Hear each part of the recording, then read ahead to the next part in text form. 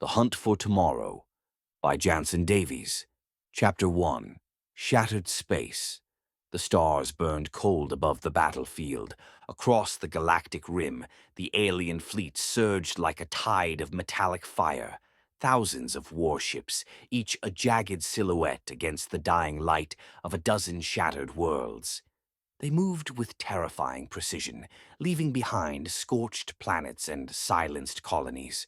No warning, no demands, just annihilation. But humanity had not gone quietly. From the edge of the Orion corridor, Admiral Craig's armada emerged, sleek, angular ships bristling with weapons and vengeance. The two fleets collided in the vacuum like gods at war. Plasma cannons lit up the darkness, hulls ruptured, debris spiraled into the void. It was the greatest galactic battle the universe had ever seen.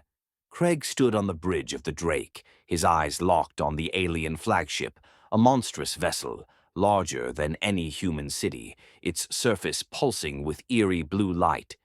It was the heart of the invasion, the mind behind the slaughter. "They're breaking formation," his tactical officer said. "Flagship is retreating." Craig's jaw tightened. "Not today." He turned to his comms officer. "Order all ships to concentrate fire on the flagship. I want it erased." Across the fleet, human warships pivoted in unison. 100 cannons roared. The alien flagship's deflectors flared, then buckled under the relentless assault.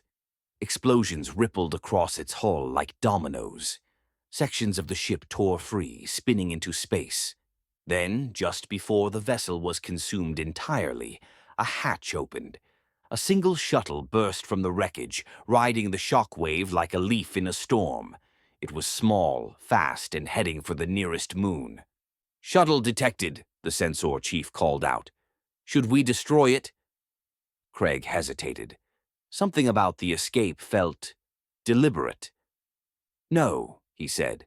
"Send a fighter to intercept. I want its occupants taken alive."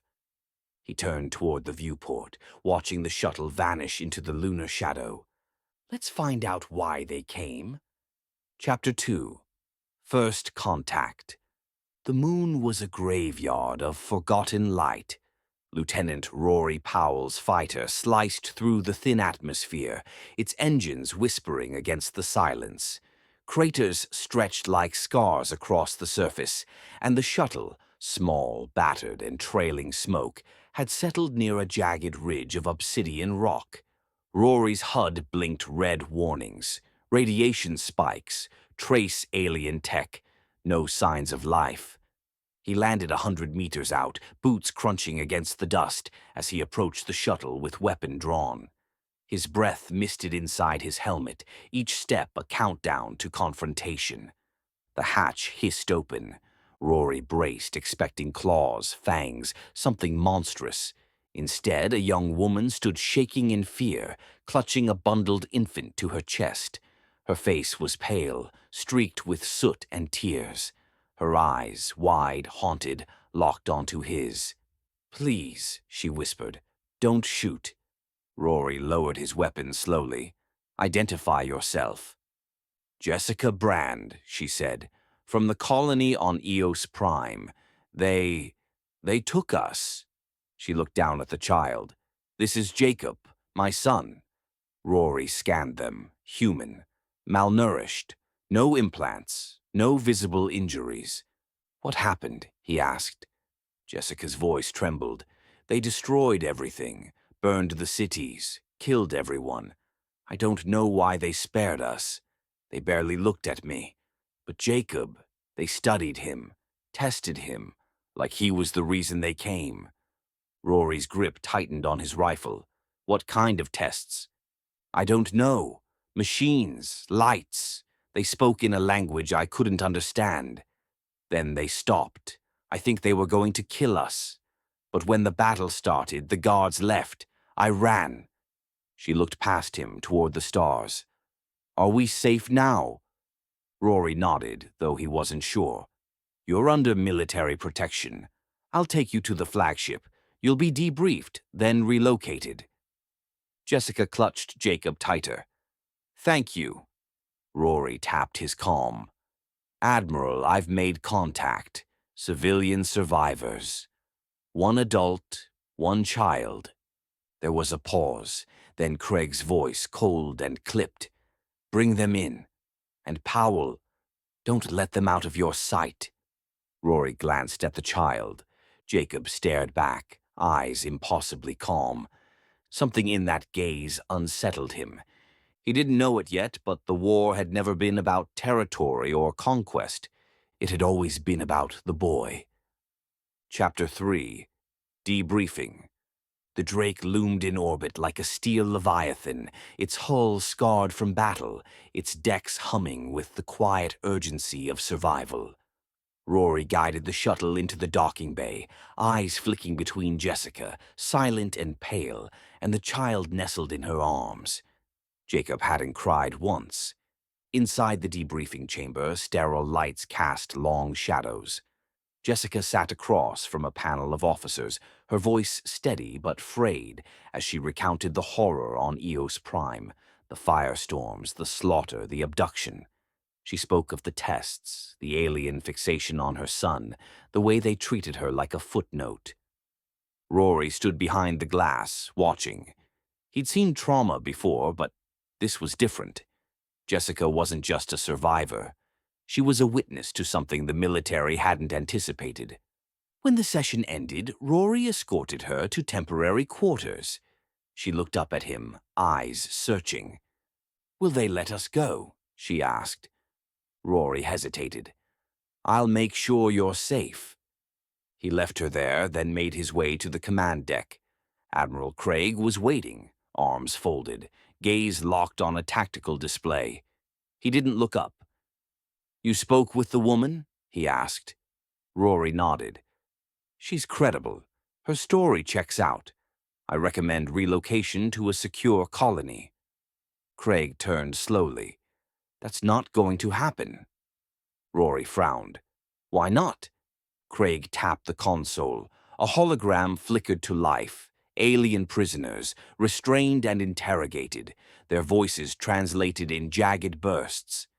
"They came for the child," Craig said. "Not the colony, not the resources. Just him."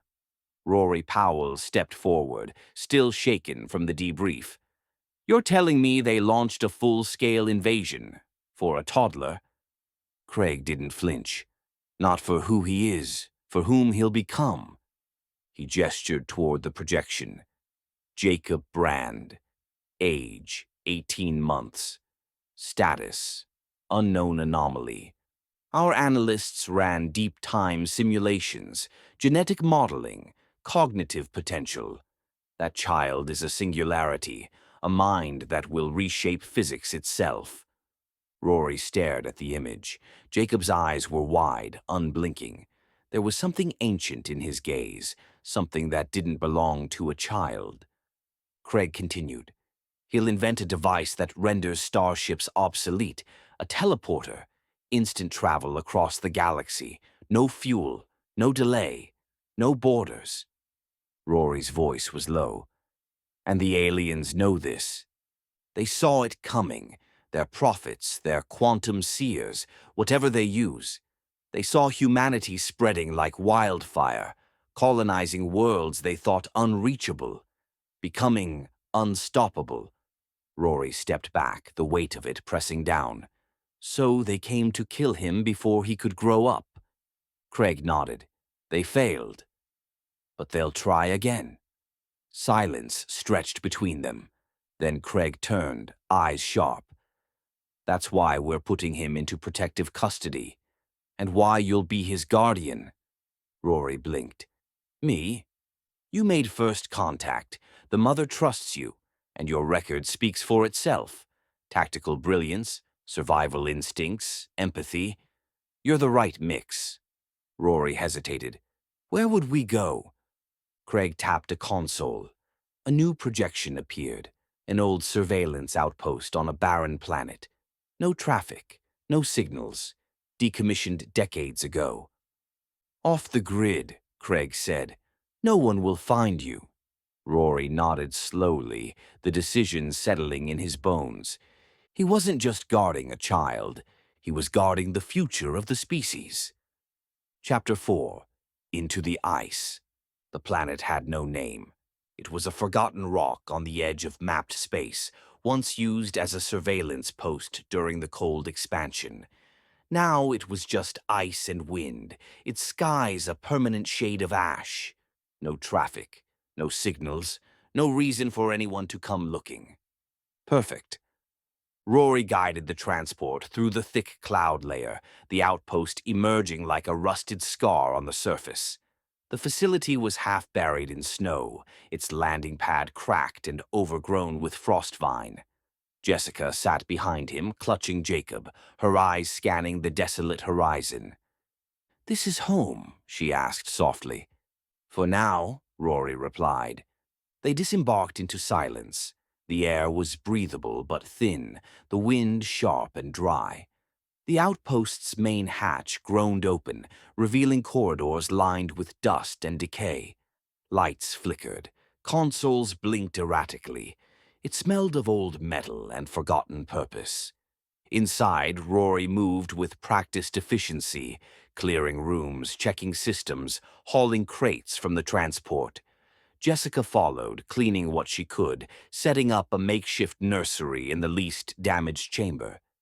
Jacob watched everything with quiet curiosity, his gaze too focused for a child his age. By nightfall, the outpost was livable. Rory stood outside, staring at the stars. No signals, no movement, just the hum of the wind and the weight of responsibility pressing into his chest. He activated the transport's autopilot and watched it lift off, vanishing into the sky. No trace, no trail, no way back. Inside, Jessica sat by a flickering heater, Jacob asleep in her arms. She looked up as Rory entered. "Why here?" she asked. Rory hesitated. "Because no one remembers it exists." She nodded slowly, eyes distant. "I still don't understand why they want him." Rory sat across from her. "I can't tell you everything, but I can tell you this. He's important. More than you know." Jessica looked down at her son. "He's just a baby." Rory's voice was quiet. "Not for long." Outside, the wind howled across the barren plains, and somewhere far beyond the stars, the hunt continued. Chapter 5. Ghosts of the Past. The outpost settled into silence. Days passed in a rhythm of survival, repairs, rationing, patrols. The wind howled across the frozen plains, but inside the steel walls, a fragile calm took root. Rory checked the perimeter each morning, scanning for signals, anomalies, anything that might hint at pursuit. Jessica kept to the living quarters, tending to Jacob, who had begun to crawl with eerie precision, his eyes always watching. One evening, as the twin moons rose over the horizon, Rory found Jessica sitting alone in the mess hall, a cup of rehydrated tea cradled in her hands. The lights flickered above them, casting long shadows across the table. "You ever get used to the quiet?" she asked. Rory sat across from her. "You learn to respect it." She nodded, then looked down. "My husband died in a mine collapse, Eos Prime, 3 weeks before Jacob was born." Rory didn't speak. He let the silence stretch. "He was a good man," she said. "Not brilliant, not brave, just kind. He would have loved Jacob." Rory leaned back, the memory surfacing unbidden. "I left someone behind on Earth. Her name was Marin. She married a robot salesman, had twins. I still get the occasional message, birthday photos, updates." Jessica smiled faintly. "Do you regret it?" Rory shrugged. "I regret not saying goodbye." They sat in silence, the hum of the outpost surrounding them like a heartbeat. Jacob stirred in the next room, letting out a soft cry. Jessica stood, but Rory waved her off. "I've got him." He walked into the nursery, found the boy sitting upright in his crib, staring at the ceiling. Rory picked him up, cradled him gently. "You're smart," he whispered. "Too smart for your age." Jacob blinked, then reached out and touched Rory's cheek. It was a simple gesture, but something passed between them, an understanding, wordless and ancient. Rory carried him back to Jessica, who watched with a mix of gratitude and fear. "He's not normal," she said softly. Rory nodded. "Number, but maybe that's what we need." Outside, the moons drifted higher, casting silver light across the ice, and somewhere in the void the hunters were still searching. Chapter 6. The Scout. The morning began like the others, cold, quiet, and gray. Rory stepped outside the outpost, his boots crunching against frost-laced ground. The wind whispered across the plains, carrying the scent of iron and dust. He scanned the horizon, his rifle slung across his back, sensors pinging low-level anomalies. Nothing unusual. Then the alarm blared. Inside, consoles lit up red. Jessica rushed to the control room, clutching Jacob, her face pale. "What is it?" she asked. Rory's voice was clipped. "Incoming vessel. Small. Fast. Not human." He activated the outpost's defense grid. Turrets rose from the ground like skeletal sentinels. A missile silo hissed open, targeting systems locking onto the intruder. On the screen, the alien scout ship pierced the atmosphere, its hull shimmering with cloaking residue. It banked hard toward the outpost, scanning, searching. "They're looking for us," Rory muttered. Jessica held Jacob tighter. "Can they see us?" "Not yet." The ship drew closer, hovering above the facility. Rory watched the telemetry spike, energy readings, life-form scans, signal sweeps. Then the missile launched. A streak of fire tore through the sky, slamming into the scout ship's underbelly. The explosion lit up the horizon, scattering debris across the plains. The ship spiraled, then vanished in a plume of smoke. Jessica stared at the screen. "Is it over?" Rory shook his head. "That was just a scout. They'll send more." He turned to the console, fingers flying across the interface. A beacon activated, encrypted, low frequency, bouncing off deep space relays. "Calling for backup," he said. "But it'll take time." Jessica's voice trembled. "What do we do until then?" Rory looked out the viewport, where the wreckage still burned. "We disappear." Chapter 7. The Frozen Refuge. The cave was carved by time and ice. High in the jagged spine of the mountain range, Rory led Jessica and Jacob through a narrow pass, their breath fogging in the frigid air.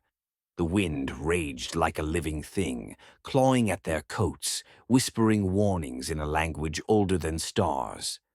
Behind them, the outpost was a distant speck, barely visible through the snow-laced clouds. They had hiked for hours, packs heavy with rations, weapons, and the weight of knowing they were being hunted. Jessica stumbled, catching herself against the rock.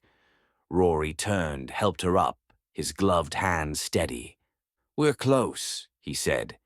The cave mouth appeared like a wound in the cliffside, dark, deep, and dry. Inside, the air was still. The walls shimmered faintly with mineral frost. Rory activated a portable heater, its glow casting flickering shadows across the stone. They set up camp in silence. Jessica wrapped Jacob in thermal blankets, her hands trembling. Rory rigged motion sensors at the cave's entrance, then climbed to a ledge overlooking the valley. From there he saw it. The outpost erupted in fire. Alien ships descended like vultures, missiles streaking toward the facility. The ground shook with distant thunder. Flames licked the sky.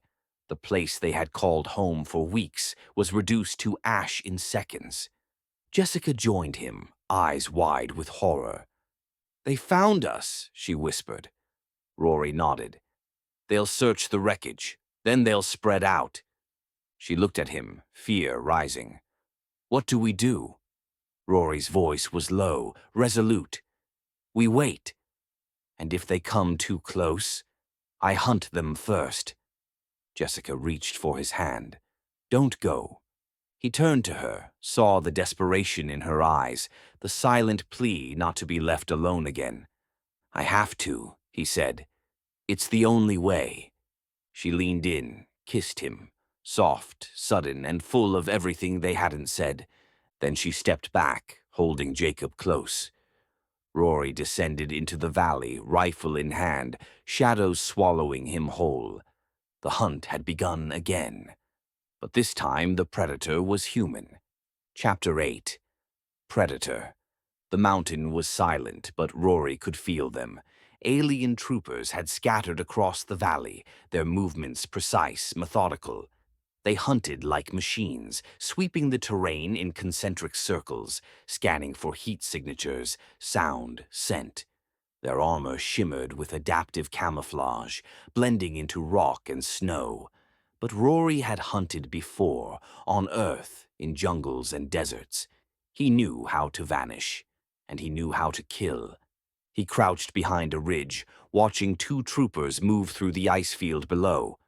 Their weapons pulsed with blue energy, their heads swiveling in perfect sync. Rory waited. The wind shifted. One of them paused, sensing something. Too late. Rory lunged from the shadows, driving his blade into the trooper's neck joint. The alien spasmed, gurgled, collapsed. The second turned, raising its weapon, but Rory was already moving. He fired once, the shot punching through the creature's visor. It dropped, twitching, staining the snow black. He dragged the bodies into a crevice, covered the blood with frost. No traces, no signals. Then he moved again. Hours passed. One by one he hunted them. Ambushes in ravines, traps set with thermal decoys, silent kills beneath the frozen canopy. He used the terrain like a weapon, forcing them into choke points, isolating them. His rifle was low on charge. His knife was slick with alien blood. By dusk, only one remained.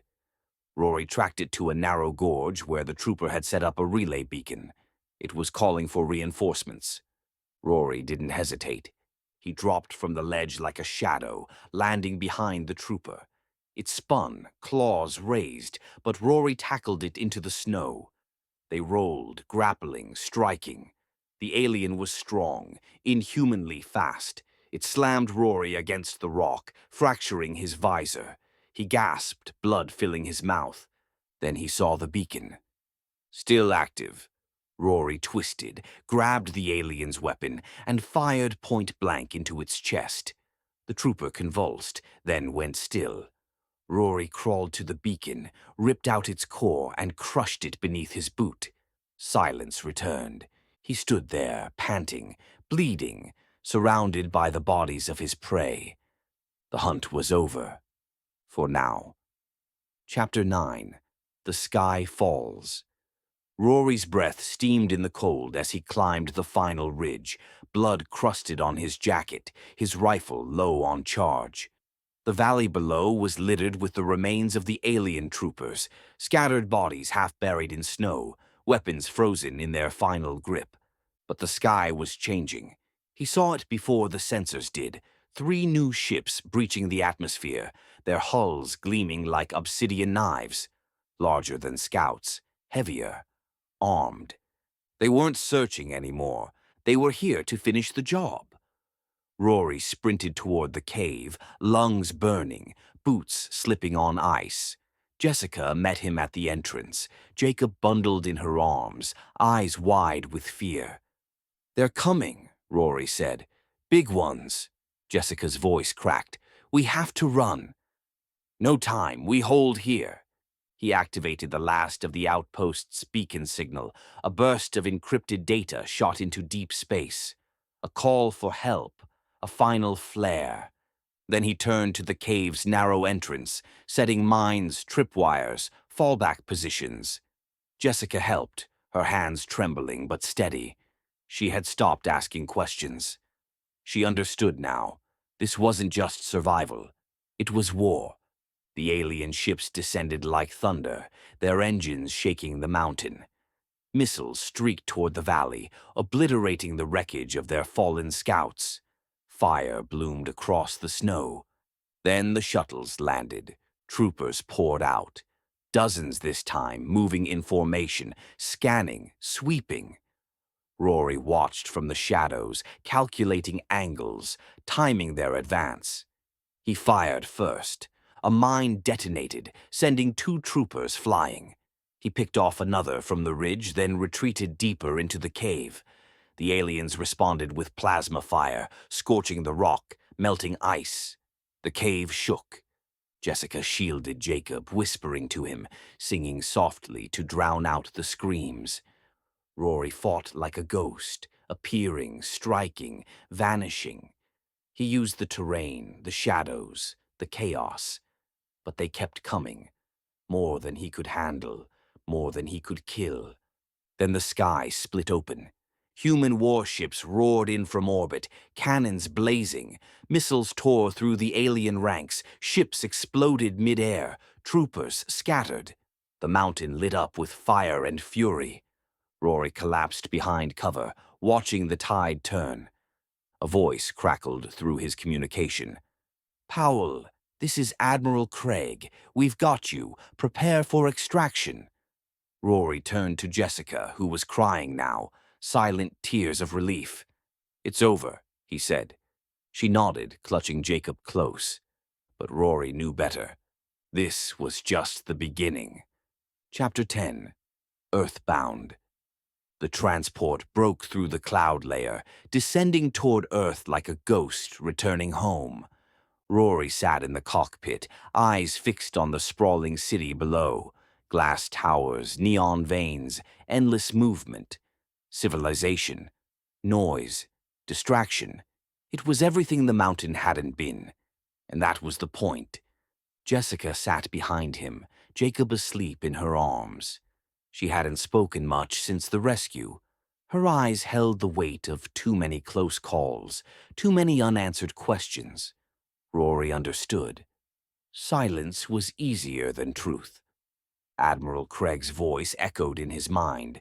"You'll hide in plain sight." Just another couple. Just another child.